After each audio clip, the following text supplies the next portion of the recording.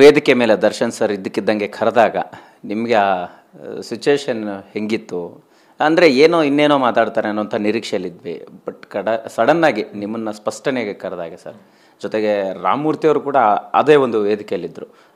ಇದರಲ್ಲಿ ಅವರು ಕೂಡ ಒಂದು ಭಾಗ ಆಗಿದ್ದಾರೆ. ಸೊ ಹಾಗಾಗಿ ಅದೆಲ್ಲವೂ ಸಿಚುವೇಶನ್ ಬಗ್ಗೆ ಹೇಳುವಂಥದ್ದಾರೆ ದರ್ಶನ್ ಸರ್ ಕರೆದು ಹೇಳಿದಾಗ. ಸರ್ ಅದೇನೆ ಮೇ ಬಿ ಅದೊಂದಕ್ಕೋಸ್ಕರ ಕ್ಲಾರಿಟಿ ಕೊಟ್ಬಿಡ್ಬೇಕು ಅನ್ನೋದಕ್ಕೋಸ್ಕರ ಅವರು ಕ್ಲಾರಿಟಿ ಕೊಟ್ಟರು. ಆ್ಯಂಡ್ ದರ್ಶನ್ ಸರ್ ಮಾತಾಡಬೇಕಾದ್ರೆ ನಿಮ್ಗೆ ಸ್ವಲ್ಪ ಕೆಲವೊಂದು ರಫ್ ಅಂತ ಅನಿಸುತ್ತೆ. ಅದು ಇಂಟೆನ್ಷನಲಿ ಅವರು ಆ ಥರದ್ದೇನು ಏನೋ ಹರ್ಟ್ ಮಾಡಬೇಕು ಇನ್ನೊಂದಂತಲ್ಲ, ಅವ್ರ ಸೌಂಡಿಂಗೇ ಸ್ವಲ್ಪ ಹಂಗೆ ಅನಿಸುತ್ತೆ ನಿಮಗೆ. ಒಂದು ನನ್ನ ಕರೆದಾಗ ಅವ್ರು ಅಲ್ಲಲ್ಲ ಸರ್ ಎಲ್ಲಿ ಕರೆದಿದ್ರು ಅದೇ ಹೇಳ್ತಿದ್ದೆ ಅಲ್ವಾ. ಈಗ ನಿಮ್ಮ ಮುಂದಿನ ಅದನ್ನೇ ಹೇಳ್ತಾ ಇರೋದು ನಾನು. ಅವ್ರೇನು ಕೇಳಿದ್ದು, ಅವರು ನಿನಗೆ ಟೈಟ್ಲು ನಾನು ಎಲ್ಲಿ ರಿಜಿಸ್ಟರ್ ಮಾಡಿಸು ಅಂತ ಹೇಳಿದ್ದೆ ಅಂತಂದಾಗ ನನ್ನ ಬ್ಯಾನರ್ನಲ್ಲಿ ಮಾಡೋಕ್ಕೆ ಹೇಳಿದ್ರಿ, ನನ್ನ ಬ್ಯಾನರ್ ಫುಲ್ ಆಗಿದೆ ಅಂತಂದೆ. ನೀವು ಆಮೇಲೆ ಅದನ್ನು ಬೇರೆ ಕಡೆ ಮಾಡಿಸ್ಕೋತೀನಿ ಅಂತಂದ್ರಿ ಅಂತ ಅಷ್ಟೇ ನಾನು ಸ್ಟೇಜ್ ಮೇಲೆ ಹೇಳಿದ್ದು. ಅಷ್ಟಕ್ಕೆ ಸ್ಟಿಕ್ ಆನ್ ಆಗಿದೆ. ಅದನ್ನು ನಿಮಗೆ ಎಲಾಬ್ರೇಟ್ ಮಾಡಿ ಹೇಳಿದೆ ಅಷ್ಟೇ. ಅದರ್ವೈಸ್ ಅವ್ರು ಇನ್ನು ಯಾವ ನನಗೆ ಮಲಗಿದಾಗ ಎಬ್ಸ್ ಕೇಳಿದ್ರು ಅದನ್ನೇ ಹೇಳ್ತೀನಿ ನಾನು. ಎಸ್ ಸರ್, ಫೈನಲಿ ಈ ಇಡೀ ಒಂದು ಸಂದರ್ಭ ಒಂದು ಇಂಡಸ್ಟ್ರಿಗೆ ಎಲ್ಲೋ ಒಂದು ರೀತಿ ಹೊಡೆತ ಕೊಡುವಂಥ ನಿಟ್ಟಿನಲ್ಲಿ, ಅಂದರೆ ಈಗಿನ ಪರಿಸ್ಥಿತಿಗೆ ಒಗ್ಗೂಡ್ಕೊಂಡು ಹೋಗುವಂಥದ್ದೇ ಒಂದು ಅನಿವಾರ್ಯತೆ ಇದೆ. ಸೊ ಅಂಥದ್ರ ನಡುವೆ ಈ ಸಂದರ್ಭನ ಹೇಗೆ ಈಗ ಮುಂದುವರಿಸುವಂಥದ್ದು, ಇದಕ್ಕೆ ಫುಲ್ ಸ್ಟಾಪ್ ಇಡುವಂಥದ್ದು ಮತ್ತೇನಾದರೂ ಅಂತ?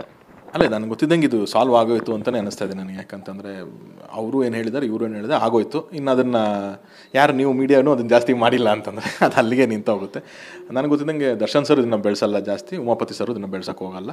ಸೊ ನನ್ನ ಕಡೆಯಿಂದ ಇದೊಂದು ಕ್ಲಾರಿಫಿಕೇಷನ್. ಯಾಕಂದರೆ ಪ್ರತಿ ಇಂಟರ್ವ್ಯೂನಲ್ಲೂ ನಾನು ರೆಸಾರ್ಟಿಗೆ ಕಳಿಸಿ ಕತೆ ಮಾಡಿಸಿದ್ದೆ ಅಂತ ಅವ್ರು ಪ್ರಸ್ತಾಪ ಮಾಡಿರೋದಕ್ಕೋಸ್ಕರ ಅದೆಲ್ಲೋ ನಾನು ತಪ್ಪಿಸ್ತಾ ಅಥವಾ ಇವಿಬ್ಬರ ಮಧ್ಯೆ ನಾನೇನು ಹೇಳ್ತಾ ಇಲ್ಲ ಅಂತ ಆಗಬಾರ್ದು ಅನ್ನೋದಕ್ಕೋಸ್ಕರ ನಾನೊಂದು ಕ್ಲಾರಿಫಿಕೇಷನ್ ಜಸ್ಟಿಫಿಕೇಷನ್ ಕೊಡಬೇಕು ಅಂತ ಅಂದ್ಬಿಟ್ಟೆ ನೀವು ಕೇಳಿದ್ದಕ್ಕೆ ಹೇಳ್ತಾ ಇದ್ದೀನಿ ನಾನು ಅಷ್ಟೇ. ಇದರ ನಡುವೆ ಸರ್ ಮಹೇಶ್ ಅವರು ಕೂಡ ಸ್ಪಷ್ಟನೆ ಕೊಟ್ಟಿದ್ರು, ನೀವು ಮಹೇಶ್ ಅವರು ಕೂಡ ಅಂದರೆ ಒಂದು ತಂಡ ಆಗಿ ಕೆಲಸ ಮಾಡ್ತಿರ್ತೀರಿ, ಅವ್ರಿಗೂ ಕೂಡ ಅಂದರೆ ಅತ್ಯಂತ ಆಪ್ತರು ಕೂಡ ನೀವು ಇಬ್ಬರು.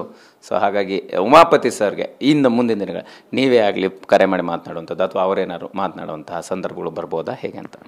ಸರ್ ನನಗೆ ಅದೇ ಹೇಳಿದ್ನಲ್ಲ ಸರ್, ನನಗೆ ಒಂದು ಸಿನಿಮಾ ನಿರ್ಮಾಪಕರಾಗಿ ಅವರು ನನ್ನ ಜೊತೆ ಒಂದು 2 ವರ್ಷ ನಾನು ಟ್ರಾವೆಲ್ ಮಾಡಿದ್ದೀನಿ. ತುಂಬ ನಾವು ಒಂದೊಳ್ಳೆ ಬಾಂಡಿಂಗಲ್ಲಿ ಟ್ರಾವೆಲ್ ಮಾಡಿದ್ದೀವಿ. ಸೊ ನನಗೆ ಅವ್ರ ಮೇಲೆ ಅಟ್ಮೋಸ್ಟ್ ರೆಸ್ಪೆಕ್ಟ್ ಇದೆ ಸರ್. ನನ್ನ ಪ್ರೊಡ್ಯೂಸರ್ ಅಂತಂದಾಗ ನನಗೆ ಅದು ರೆಸ್ಪೆಕ್ಟ್ ಇದ್ದೇ ಇದೆ. ನಾನು ಯಾವತ್ತೂ ಅದ್ರ ಬಗ್ಗೆ ಏನು ಕಮ್ಮಿ ಅಲ್ಲ. ಆಮೇಲೆ ನಾನೇನು ಅದನ್ನು ಮುಚ್ಚುಮರೆ ಇಲ್ದಂಗೆ ನಾನು ಹೇಳ್ತೀನಿ ಅದನ್ನು. ಅವ್ರು ಯಾವತ್ತು ನನಗೆ ಮಾತಾಡಿದ್ರು ನಾನು ಮಾತಾಡ್ತೀನಿ. ನಾನು ಏನು ಅದ್ರ ಬಗ್ಗೆ ಎಲ್ಲ ಏನಿಲ್ಲ. ಅದೇ ಹೇಳ್ತಿಲ್ಲ, ಇದು ಯಾವುದೋ ಸಿನಿಮಾ ವಿಷಯಗಳಾಗಿದ್ರೆ ನಾನು ಫೋನ್ ಮಾಡಿ ಏನೋ ಮಾತಾಡ್ಬೋದಾಯಿತು. ಸಿನಿಮಾ ಬಿಟ್ಟು ಹೊರಗಡೆ ಆಗಿರೋದಕ್ಕಲ್ವ, ಅದಕ್ಕೆ ಸುಮ್ಮನೆ ಆಗಿದ್ದೀವಿ ಅಷ್ಟೇ. Sir thank you. ಇದಿಷ್ಟು ನಿರ್ದೇಶಕ ತರುಣ್ ಸುಧೀರ್ ಅವರ ಮಾತಾಗಿರ್ತಕ್ಕಂಥದ್ದು. ಅಂದರೆ ಎಲ್ಲರೂ ಒಂದು ತಂಡ ಆಗಿ ಕೆಲಸ ಮಾಡಿದ್ದೀವಿ.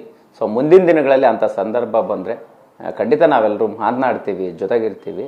ಬಟ್ ಒಂದೊಂದು ಸಂದರ್ಭದಲ್ಲಿ ಒಂದು ಸ್ಪಷ್ಟನೆ ಕೊಡುವಂತಹ ನಿಟ್ಟಿನಲ್ಲಿ ದರ್ಶನ್ ಸರ್ ಒಂದಿಷ್ಟು ಹೊರಟಾಗಿ ಮಾತನಾಡುವಂಥ ಸಂದರ್ಭ ಬಂತು ಅನ್ನುವಂಥ ಮಾತನ್ನು ಮಾತ್ರ ಹೇಳಿರ್ತಕ್ಕಂಥದ್ದು. ಕ್ಯಾಮ್ರಾ ಪರ್ಸನ್ ಬಾಲಾಜಿ ಜೊತೆ ಮಾಲ್ತೇಶ್ ಚೆಗ್ಗಿನ್, TV9 ಬೆಂಗಳೂರು.